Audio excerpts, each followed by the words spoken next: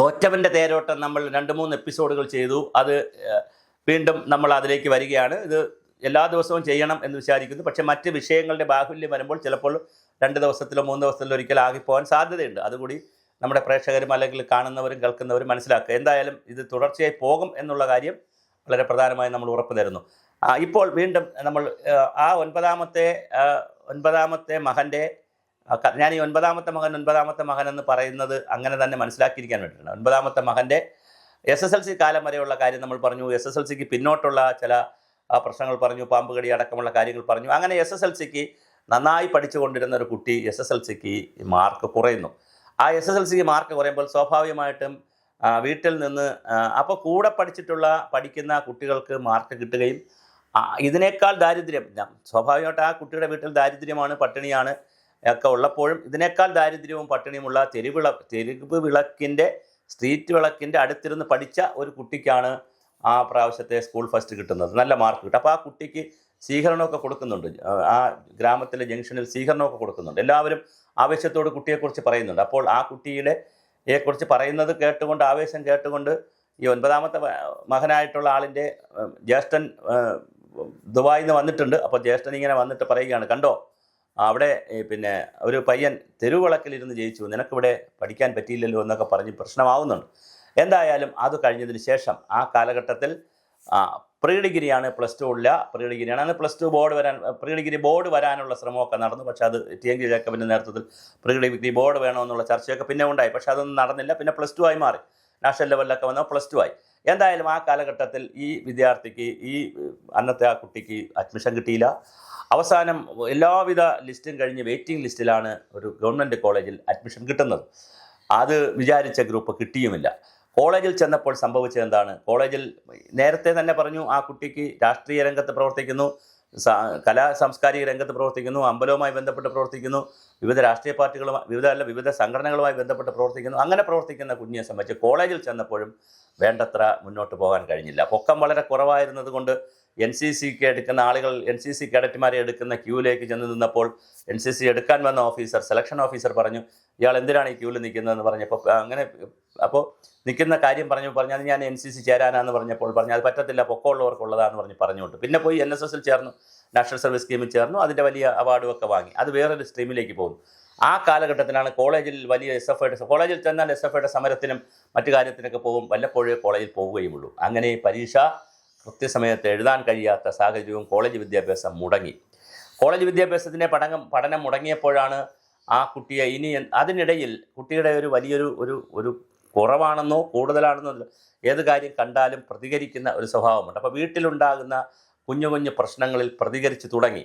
പ്രത്യേകിച്ച് മൂത്ത ജ്യേഷ്ഠൻ വിവാഹം കഴിച്ച് വരുന്ന ആളും അമ്മയും എല്ലാവരും ഉള്ളൊരു കുടുംബമായി താമസിക്കുന്നു. അപ്പോഴുണ്ടാകുന്ന മാനസിക സംഘർഷങ്ങളുടെ ഭാഗമായി വലിയ പ്രതിഷേധം വീടിനകത്തും പുറത്തുമൊക്കെ കാണിക്കാറുണ്ട്.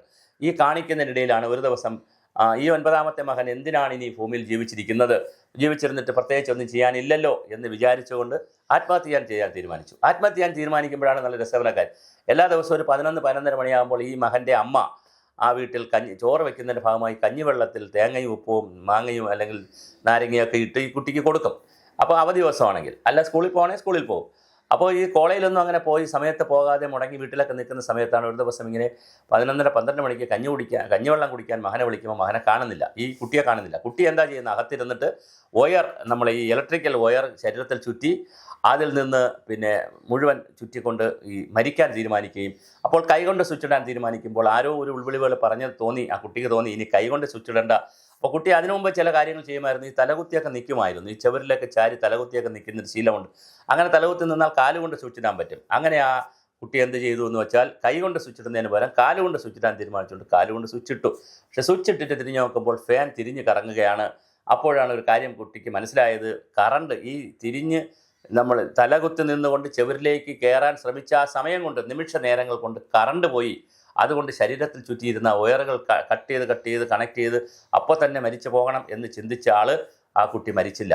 ആ കറണ്ട് പോയതിന് ശേഷം ആ സെക്കൻഡിൽ അമ്മയുടെ വിളി വരുന്നു. വയറെല്ലാം കൂടി വലിച്ചു പറിച്ച് കളഞ്ഞിട്ട് നേരെ കഞ്ഞിവെള്ളം കുടിക്കാൻ പോകുന്നു. പിന്നെ കറണ്ട് വരുന്നത് 1.5 മണിക്കൂർ നേരം കഴിഞ്ഞിട്ടാണ്.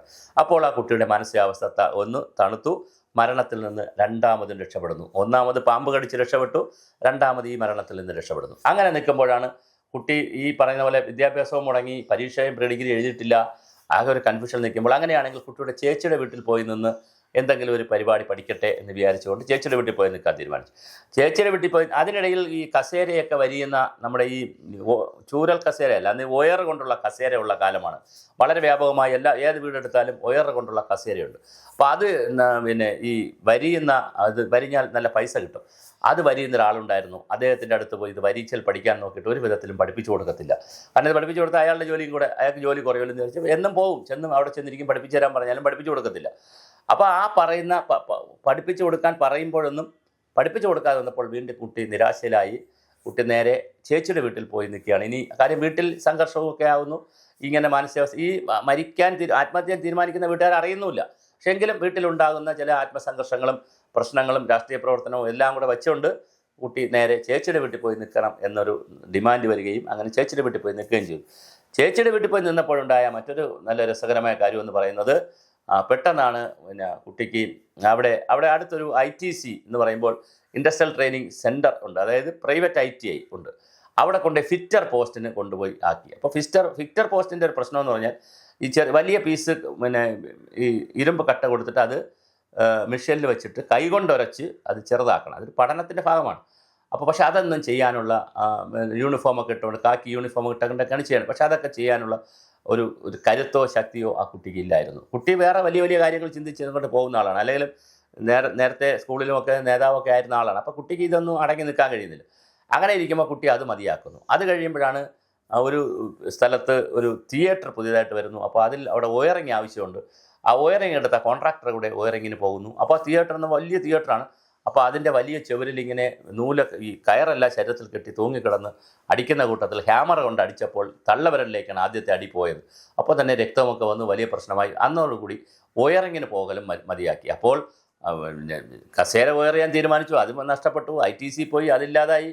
അതിൻ്റെ ഇടയിലാണ് ഈ വയറിങ് പഠിക്കാൻ പോയി, അതുമില്ലാതായി. ചുരുക്കത്തിൽ എന്ത് ചെയ്യണമെന്നറിയാത്ത ഒരു 17 വയസ്സുകാരൻ എന്ന് പറഞ്ഞാൽ 16 വയസ്സ് പ്രീ ഡിഗ്രി ആണല്ലോ, ഒരു 17 വയസ്സുകാരൻ. ആകെ ഒരു കൺഫ്യൂഷനാണ് ഈ കുട്ടിക്ക്. ആ കുട്ടി അങ്ങനെ ഇരിക്കുമ്പോഴാണ് ഒരു ദിവസം കുട്ടിയുടെ ചേച്ചിയുടെ വേറെ ബന്ധുക്കളുടെ ഭർത്താവിൻ്റെ ബന്ധുക്കളുടെ ഒരു കല്യാണത്തിന് ആളുകളെ വിളിക്കുന്നു. അതിലേക്ക് ആ നാട്ടിലെ 2-3 ചെറുപ്പക്കാർ പോകുന്നു. അപ്പം ചേച്ചിക്ക് പോകാൻ പറ്റാത്തതുകൊണ്ട് ഇവനെ കൂടെ വിളിച്ചുകൊണ്ട് പോകുമെന്ന് പറഞ്ഞ് ഈ 9ാമത്തെ മകനായ ഈ പയ്യനെയും കൂടി അയക്കുന്നുണ്ട്. അപ്പോൾ ഈ പയ്യൻ ഇവരെല്ലാം കൂടി പോയി തിരുവനന്തപുരത്ത് വന്ന് ഒരു സ്റ്റാച്യുവിലുള്ള ഒരു കല്യാണം കഴിഞ്ഞ ശേഷം സ്റ്റാച്യുവിലുള്ള ഒരു റൂമിൽ പോയി എല്ലാവരും മദ്യപിച്ചു.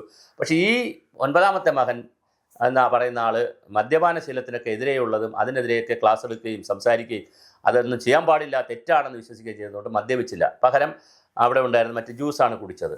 ഇത് കഴിഞ്ഞ് എല്ലാവരും തമ്പാനൂർ ചെന്ന് ചേച്ചിയുടെ നാട്ടിലേക്ക് പോകാൻ ശ്രമിക്കുമ്പോഴാണ് തമ്പാനൂർ വെച്ച് മറ്റ് 2 പേരും വൊമിറ്റ് ചെയ്യുകയും ഈ 9ാമത്തെ മകൻ അതിനും കൂട്ടുകാർ നാട്ടിലെത്തുന്നുമ്പേ തന്നെ ഈ വാർത്ത നാട്ടിലെത്തുകയും അങ്ങനെ 2 പേരെ ഹോസ്പിറ്റലിലാക്കുകയൊക്കെ ചെയ്തു. വലിയ വിഷയമായതാണ് നാട്ടിൽ. അപ്പോഴാണ് അവിടെ ചെന്നപ്പോൾ ഇത് പ്രശ്നമാണെന്ന് അറിഞ്ഞുകൊണ്ട് നിൽക്കുമ്പോൾ അതൊരു ചെറിയ തെരുവ് പോലുള്ളൊരു സ്ഥലമാണ്. അപ്പോൾ അവിടെ ഈ 9ാമത്തെ മകൻ താമസിക്കുന്ന വീട്ടിൽ മകൻ്റെ ചേച്ചിയുടെ അടുത്ത് മറ്റുള്ള ആളുകൾ, അടുത്തുള്ള അമ്മമാരൊക്കെ വന്ന് ചോദിക്കാൻ തുടങ്ങി, ഇവിടുത്തെ ചെറുക്കനും ഇന്നലെ പോയല്ലോ, അവനെന്തെങ്കിലും കുഴപ്പം പറ്റിയോ? മറ്റേ 2 പേരും ഇങ്ങനെ ആശുപത്രിയിലൊക്കെ ആയി ഇങ്ങനെ മദ്യപിച്ച് പ്രശ്നമായില്ല, ഇയാൾ മദ്യപിച്ചിട്ടുണ്ടോ എന്ന് ചോദിക്കുമ്പോൾ അവിടെ ഒരു മദ്യപിച്ചതുപോലെ ഒരു രൂപപ്പെടൽ അവിടെ ഉണ്ടായി. അപ്പോൾ അകത്ത് കിടന്നുറങ്ങി രാവിലെ ആയിട്ട് മെഴിക്കാത്ത കുറച്ച് താമസിച്ച് ഉറങ്ങി തലേ ദിവസത്തെ ഈ പ്രശ്നങ്ങളിലൊക്കെ പെട്ട് ക്ഷീണം കൊണ്ട് കിടന്ന ആ കുട്ടി ഇതെല്ലാം കേൾക്കുകയാണ്. അവസാനം എല്ലാവരും കൂടി കുട്ടിയെ മദ്യപാനിയാക്കുകയാണ്. അവിടെ ചർച്ചയിൽ പുറത്ത് ചർച്ച നടക്കുന്നത് ഈ കുട്ടി നല്ല കപ്പാസിറ്റിയുള്ള ആളായതുകൊണ്ടാണ്, മദ്യപിക്കാൻ നല്ല കപ്പാസിറ്റിയുള്ള ആളായതുകൊണ്ടാണ് വൊമിറ്റ് ചെയ്യാത്തതും ഹോസ്പിറ്റലിലാവാത്തതും എന്നുള്ള നിലയിൽ കുട്ടി കപ്പാസിറ്റിയുള്ള മദ്യപാനിയായി. അന്ന് രാത്രി കുട്ടി തീരുമാനിച്ചു ഇനി ഈ ചെയ്യാത്ത തെറ്റിന് കുറ്റം കേൾക്കേണ്ട കാര്യമില്ല എന്ന് പറഞ്ഞ് അവിടെ നിന്ന് കിട്ടിയ പണവും എടുത്തുകൊണ്ട് കുട്ടി നാട് വിട്ടു പോകുന്നു. നാട് വിട്ടു പോകുമ്പോൾ കുട്ടി ആദ്യമായിട്ടാണ് കേരളത്തിൽ ഒരു സ്ഥലവും കണ്ടിട്ടില്ല. തൻ്റെ ജനിച്ച ഗ്രാമവും ഈ ചേച്ചിയുടെ വീട് മാത്രമാണ് കണ്ടിട്ടുള്ളത്. പിന്നെ ഒരു പ്രാവശ്യം നഗരവും. എന്നാൽ നഗരത്തിലെത്തി തമ്പാനൂർ എന്ന് പറയുന്ന സ്ഥലത്തു നിന്ന്, തിരുവനന്തപുരം നഗരത്തിൽ നിന്ന് കിട്ടിയ വാഹനത്തിൽ കയറി കോഴിക്കോടേക്ക് യാത്രയായി. ബാക്കി നമുക്ക് തുടർന്ന് പറയാം.